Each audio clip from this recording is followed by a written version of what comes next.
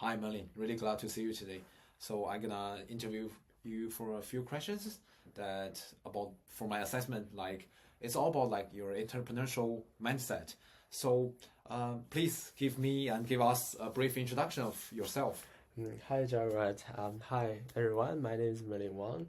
I'm currently the president of UX, and at the same time, I'm also running a little backyard nursery myself. Oh, really cool. So from your short introduction, that I can tell that you have two completely different careers, which is student politics and plan like doing your own business. So what opportunity actually lead you into these two completely different careers? Yeah, so I did my degree, bachelor degree in agricultural sciences, and did my honors degree in that as well. So I came here in 2021 after finishing my high school in New Zealand. So at that time, there wasn't any international student because of the border closure, and obviously there wasn't many Chinese students as well.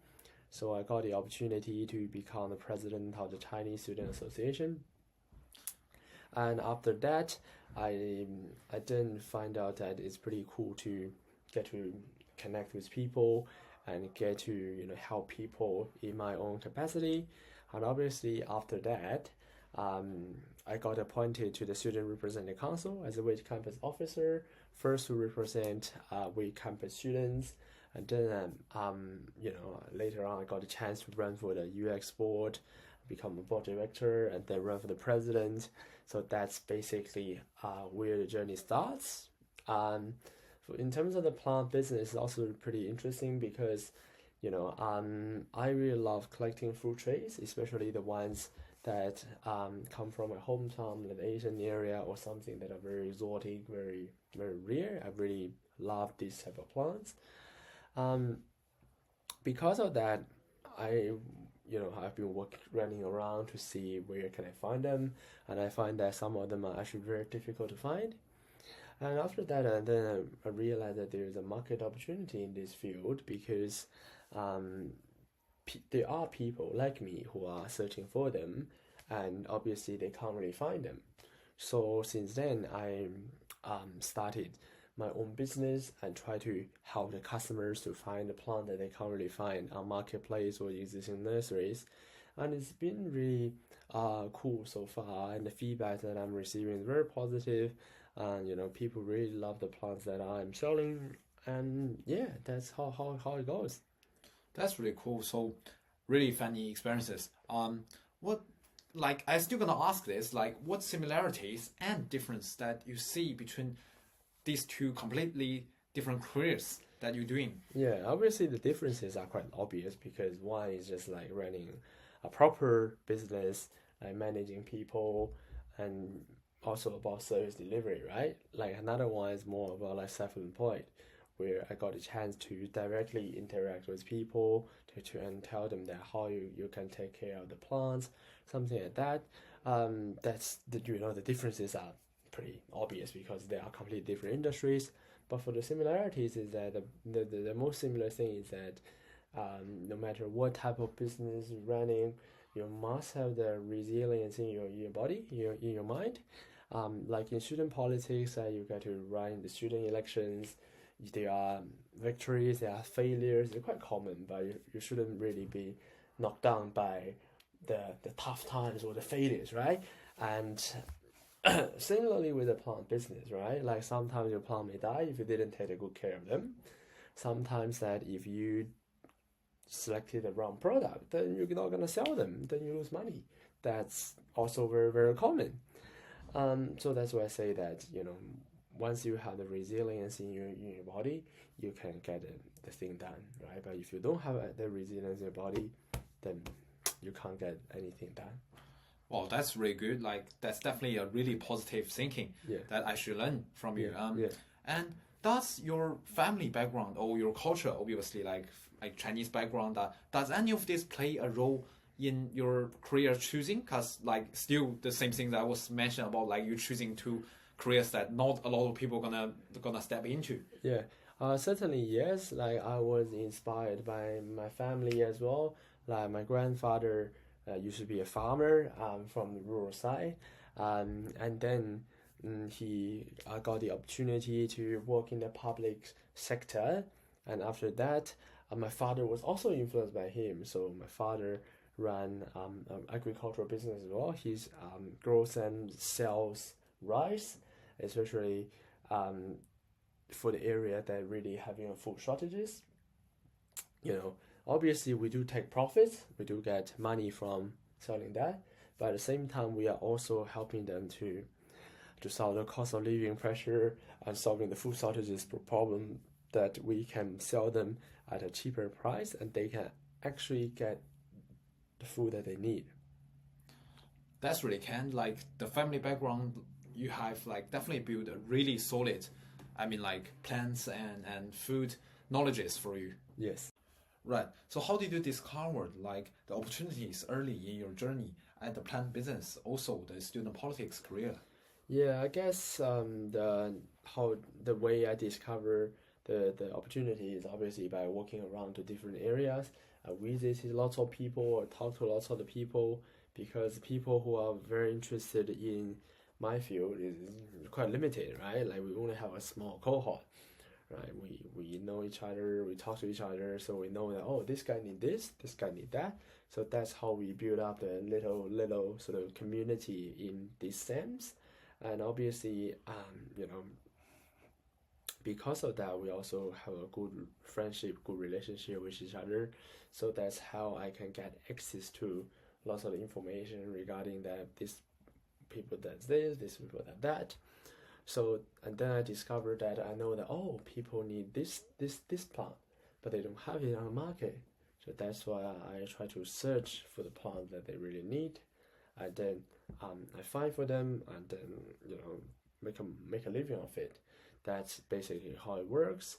And for student politics, the opportunity that I discovered is that when I first stepped into it, there wasn't too many Chinese people in that field. So I know that, well, why don't we have more Chinese representation in student council? So obviously, as a Chinese student association at that time, I got the opportunity to recruit more people of the Chinese background, and obviously got more support and more vote from this cohort as well. That's how I can get myself elected to the board director and later the president of UX.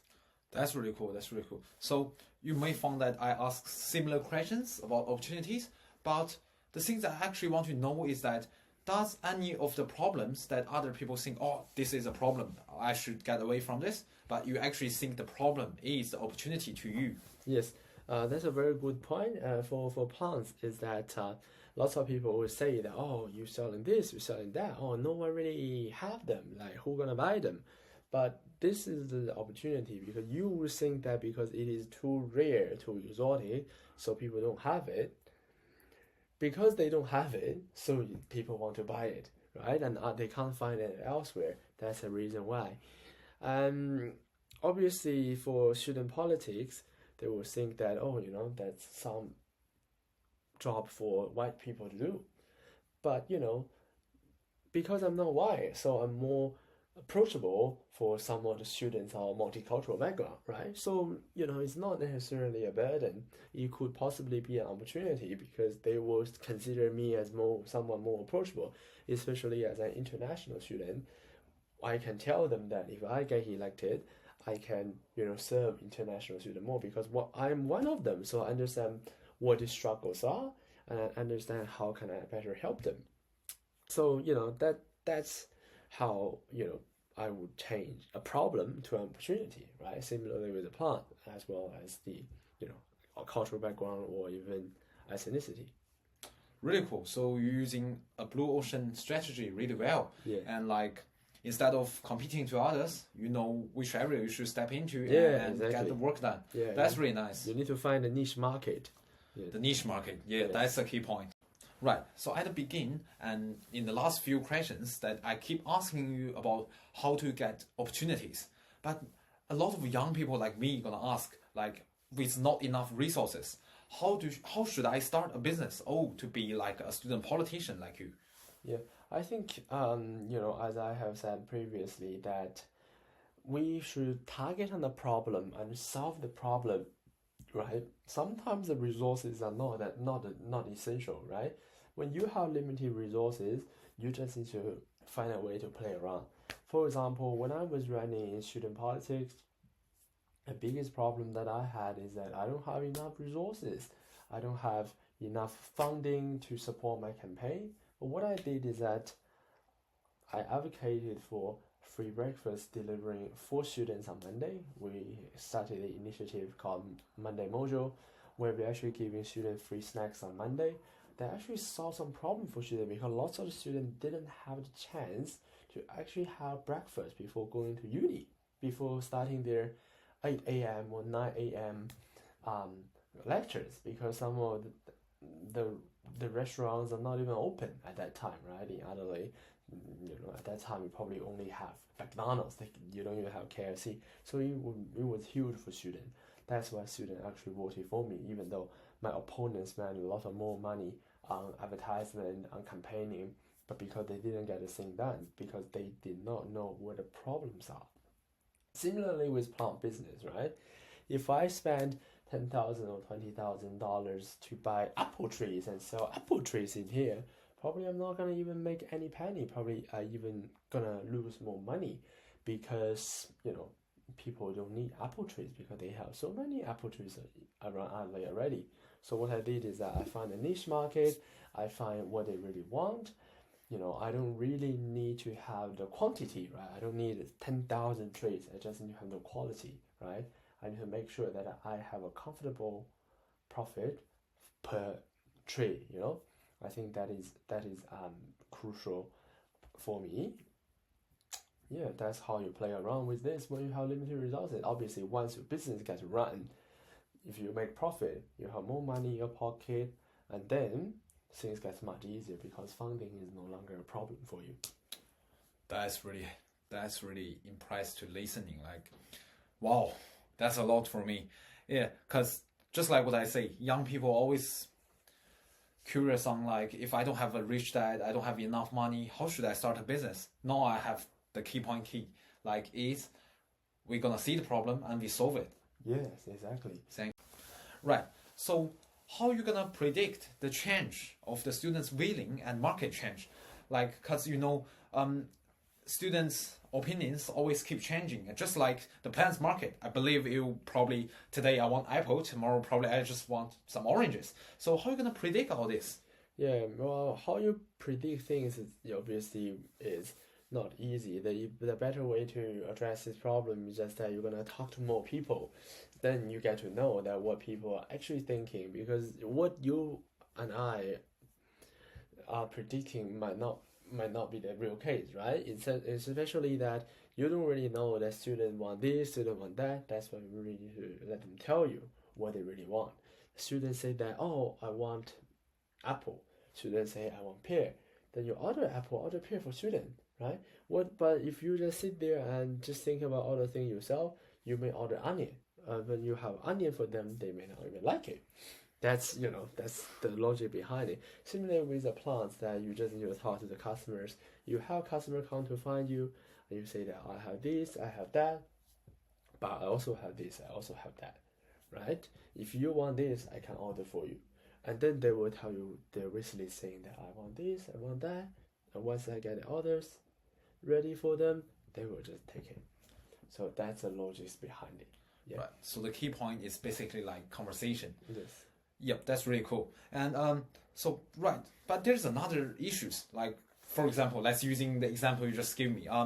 If there's 500 students in university, I would say at least 300 of the students probably they want apple. The other 200 want the pears. Yeah. But like then it shows the risk, because you sometimes you cannot offering everybody like apples and pears at the same time. Yes. So how you gonna balance the opportunity and the risk in your business and your student politician career? Yeah, absolutely right. That's a brilliant question. There's always some problem with balancing risk and opportunity, right? Like, you could predict the market by asking what people really want, but it's not 100% accurate, right? Sometimes you can be 60% accurate and 30 or 40% inaccurate, right? when you place the order, you can't put all the eggs in the same basket, right? If you know that some customer want apple, some customer want pear, but at the same time, you can also put some other minor stuff as well. You put some oranges, you put some mandarin, but for this one, you just put a smaller amount, and then you get to try. So even though if these two things may not be popular on the market, you're not losing too much because you only have a very small quantity, right? That's how you're gonna do it. Similarly with student politics, that when there's an opportunity, always you need to run for it. But at the same time, you just need to know that whether you are the most suitable person for that position or not, you actually may not be the most suitable person for that job, and then you might end up getting yourself into trouble. That's what you really need to consider before doing everything as well.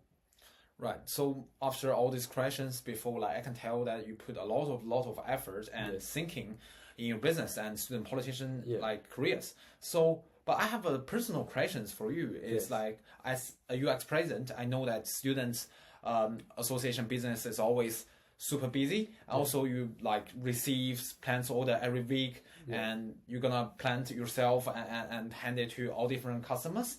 And also, currently you're still a uni student. So, like for example, if at the end of the semester, how you gonna actually balance the time and like between, I mean, UX balance between like your farm and how you gonna actually relieve your stress from it?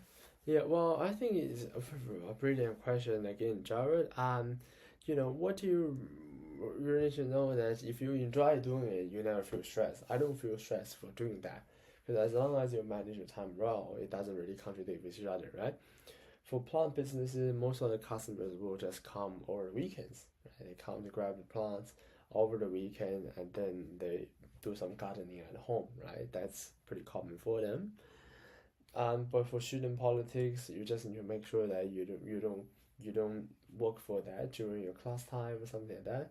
You can always do that after your classes. As long as you manage your time well, you are making impacts, right? I'm helping people when I'm doing student politics, when I'm serving students, I'm feeling fulfilling. Similarly with the plant business, I'm helping people to get a plant that they can't have. I'm also making money from it. So I'm feeling fulfilling. So that's why I don't feel tired. So right. So what do you mean is like we should choose the career that we feel passion to. Yes, yeah, that's very important. That's really Yeah. good point. That's Yeah, really good because point. I mean, once you like it, you don't feel stressed. But if you don't like it, you will feel very stressful. Yeah, and also like just like you say, you're doing certain things weekdays, certain things weekend. So we definitely gonna manage our time wisely. Yes, absolutely. So the few questions I've been asked before, like we've been talking about opportunities, risk, and your like some abilities. What is your think that's the best trait for you?